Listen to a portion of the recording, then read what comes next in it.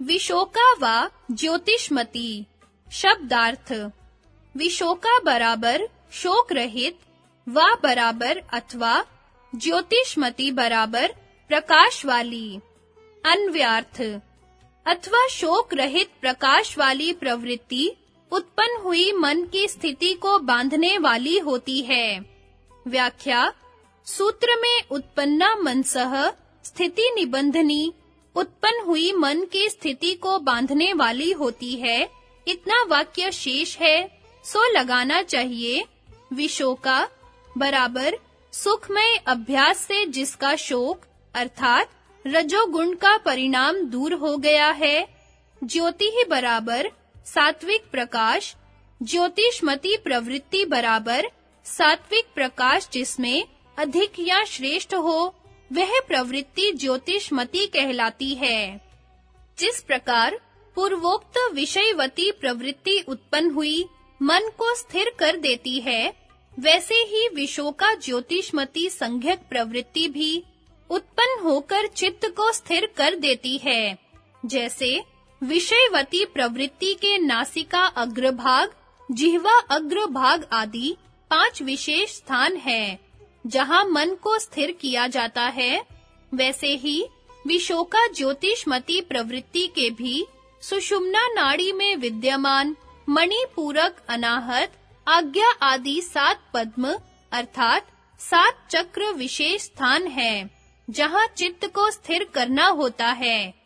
भाष्यकारों ने इन चक्रों में से हृदय कमल अर्थात अनाहत चक्र में मन को स्थिर करने का वर्णन इस प्रकार किया है। हृदय कमल में धारण करने से जो बुद्धि संवित होती है, उसमें स्थिति की दृढ़ता से प्रवृत्ति सूर्य, चंद्र, मणि और प्रभा रूपाकार से विकल्पित होती है। इसी भांति अस्मिता में समापन चित्त निस्तरंग समुद्र के सदृश शांत, अनंत और अस्मिता मात्र होता है, जिसमें कि यह कहा है, उस अणु मात्र आत्मा को जानकर अस्मि इतना ही जानता है। यह 2 प्रकार की विशोका विषयवती और अस्मिता मात्र प्रवृत्ति ज्योतिष्मती कहलाती है, जिससे योगी का चित्त स्थिर होता है। भाव यह है कि नाभि के ऊपर हृदय देश में जो हृदय पद्म है, यद्यपि वह मुख नीचे की ओर नालिका के ऊपर की ओर होने से अधोमुख है, तथापि प्रथम रेचक प्राणायाम के अभ्यास द्वारा वह उधर्व मुख और प्रफुल्लित किया जाता है। उस उधर्व मुख प्रफुल्लित पद्म के मध्य में ओम है।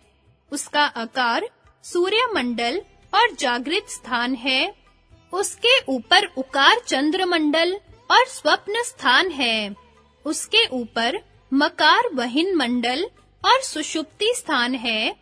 उसके ऊपर आकाश स्वरूप ब्रह्मनाद तथा अर्धमात्र तुरीय स्थान है। उस कमल की कर्णिकाओं में स्थित जो उधर्वमुखी सुषुम्ना नाड़ी है, उसको ब्रह्म नाड़ी भी कहते हैं।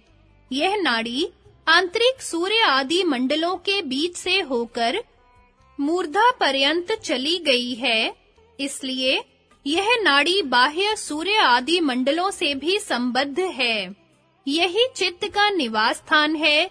जब योगी उसमें बुद्धि विषयक संयम करता है, तब वह सात्विक ज्योति स्वरूप आकाश तुल्य भासता हुआ चित्त कभी सूर्य, कभी चंद्र, कभी नक्षत्र, कभी मणि प्रभा आदि रूप की आकृति वाला भान होता है। फिर उस बुद्धि सत्व का साक्षात्कार हो जाता है।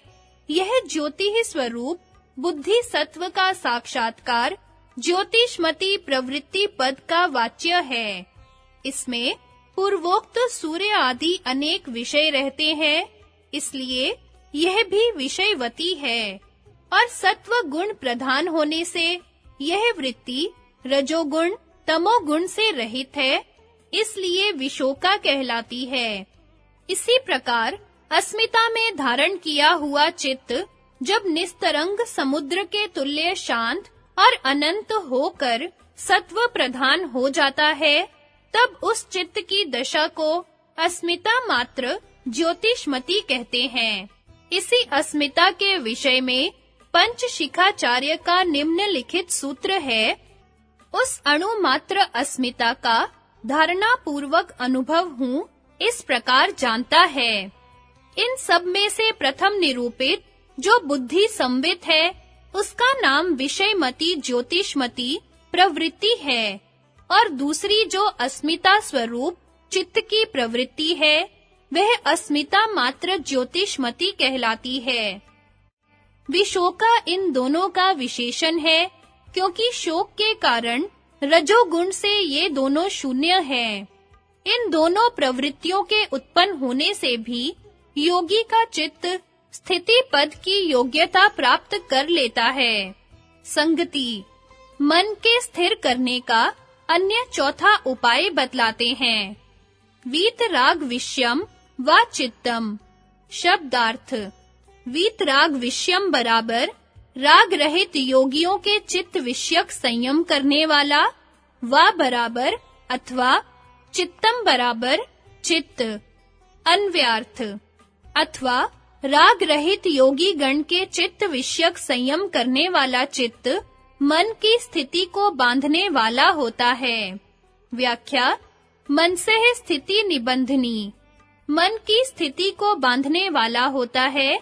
इतना मिलाने से सूत्र का अर्थ पूरा होता है। जिन महान योगियों ने विषयों की अभिलाषा पूर्णतया छोड़ दी है, जिसके कारण उनके चित्त से अविद्या आदि कलेशों के संस्कार मिट गए हैं, उनके चित्त का ध्यान करने वाले चित्त में भी वैसे ही सात्विक संस्कार उत्पन्न होते हैं और वह सुगमता से एकाग्र हो जाता है। सूत्र का यह भी अर्थ निकल सकता है कि साधक यदि क्रमशः विषय राग रहित अवस्था को प्राप्त करके पूर्ण वैराग्य की भूमि पर पहुंच जाए, तो भी मन की स्थिति को बांधने में समर्थ हो जाता है। संगति चित्त की एकाग्रता का अन्य पांचवा उपाय अगले सूत्र में बतलाते हैं। स्वप्न निद्रा ज्ञान आलंबनम वा। शब्दार्थ स्वप्न निद्रा ज्ञान आलंबनम बराबर स्वप्न ज्ञान और निद्रा ज्ञान को आलंबन करने वाला, व बराबर अथवा।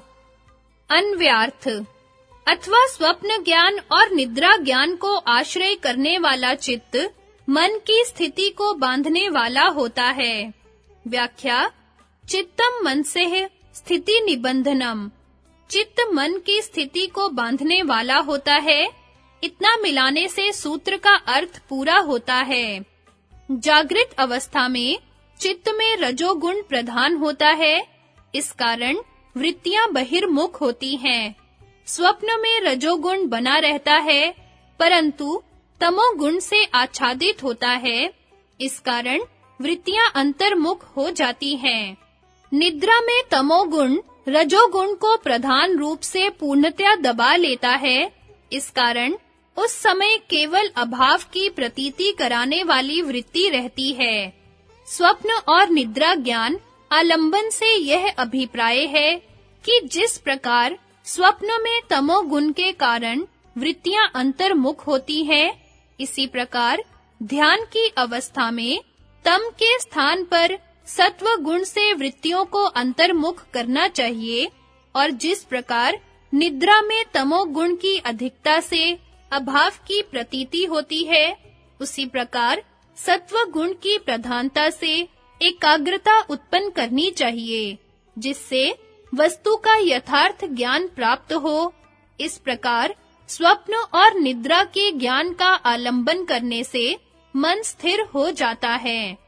इस सूत्र के ये अर्थ भी निकल सकते हैं कि जिस प्रकार कभी-कभी मनुष्य अच्छे सात्विक और मनोरंजक स्वप्न के तथा गहरी सात्विक निद्रा के पश्चात जागने पर भी कुछ समय तक यत्न पूर्वक उसी अवस्था को बनाए रखता है, इसी प्रकार जागृत अवस्था से भूले जैसे होकर वृत्तियों को अंतर्मुख करते रहने से चित्त एकाग्र हो जाता है।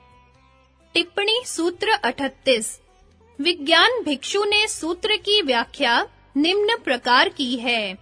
स्वप्न रूप जो ज्ञान उस आलंबन वाला चित्त अर्थात प्रपंच ज्ञान में स्वप्न दृष्टि वाला चित्त, जैसा कि कहा है, इस प्रपंच को लंबा स्वप्न जानो या लंबा चित्त का भ्रम समझो, यह दृष्टि काम दुघत्व आदि गुणों से वाणी में धेनु दृष्टि के समान है। क्षण भंगुर आदि गुणों से जागृत ज्ञान में दृष्टि रूप है। यह भी वैराग्य द्वारा चित्त की स्थिरता का कारण है।